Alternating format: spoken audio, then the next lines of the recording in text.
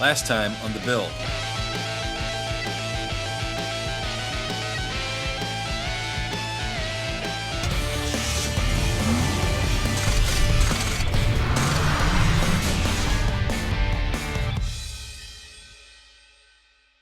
All right, now that we Magnaflux the block and there's no cracks, what do we do next? Yeah, typically we bring it into this room here and we check the straight edge on it just to make sure our deck's straight and it doesn't need decked. Okay. When we do that, make sure the head gaskets will hold. And we'll do the same thing with the cylinder heads.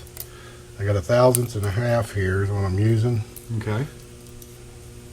Usually anything over 2, you want to deck the block. Okay. Explain what you mean by decking the block. And what we do, we put it on our mill over here, and we remachine the top of this deck surface Okay. to make it as flat as possible. Okay. Plus, it'll give it a texture that actually helps hold the head gasket. Okay. This side looks really well. Right now, I'm trying 1/1000 to get under it, and it ain't going. And that's a good thing. That's a good thing. Now, usually, if you get 2-3 thousandths, we There's should too much remachine blood. that surface there, yes. What I'm going to do is file all the edges of it. 'Cause once it's been on the shot peener, sometimes it rolls the edges off a little bit and they get sharp. You feel that right there? You can feel Oh, the edge on I it. can feel that. So all we do is take a file Okay. and do this number. And what that does, if it's got any raised surfaces, and you put your main caps, when you bolt them on, you could actually hold them up a little bit. Ah, okay. We want everything to have good retention here. Sit flat and smooth. Yep, and our bearings too as well. When we go to put our bearings in, you feel that edge right there? Yep. When you go to put your bearing in, it can peel the back of your bearing as you're putting it in there. We don't want that either.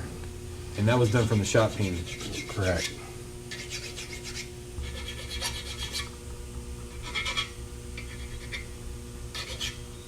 And that's why we only blast it so long in the shot blaster. 'Cause it If gets you go real too bad. long, it could really distort it, and you could Okay. ruin a block in there if you let it go too long. Okay.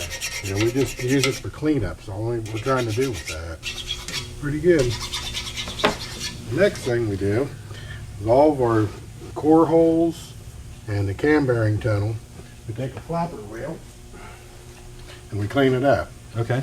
That way there ain't any rust or anything it's holding up. When we got to put our new bearings in or our freeze out plugs, we want them to sit in there and seal up good. Okay.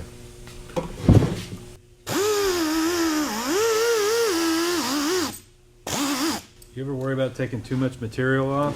Yeah, that's the same thing as what we're doing here is like, what we just filed off. You're just trying to clean up the surface. You're not trying to make it any larger or Okay. distort it.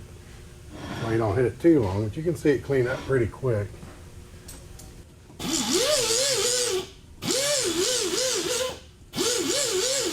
All right, so what's next? We take a cone here. You know what this is for? It's a chamfering cone. What we're going to do is put a little chamfer around the top of every cylinder. Okay. And what that does, that aids you in assembly to put the rings in. Okay. Because otherwise, you had just a straight lip right there, and you try to put the ring gotta in, be absolutely they perfect. usually expand and catch it, and you can't get it in. Okay. So we take a cone here and we run around there. Put a little chamfer on the top of the Oh, cylinder.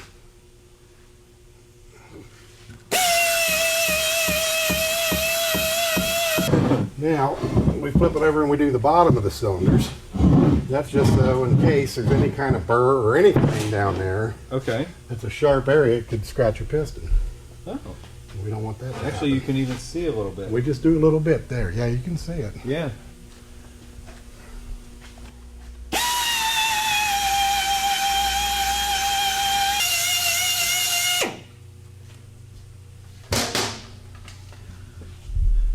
Yep, very cool. There's our So the majority block of our prep work. Okay. When we put it in the tank, our honing tank over there, we're going to put our torque plates on it. Okay. But before we do that, we'll take a hone and go down every single one of these lifter holes Okay. because it's the same thing. It's got to be able to slide. If yeah. if any kind of metal folded over top of that, you can hang a Same lifter thing. up on you. So it's the Correct. same as what you were doing before, but a lot smaller. Yeah.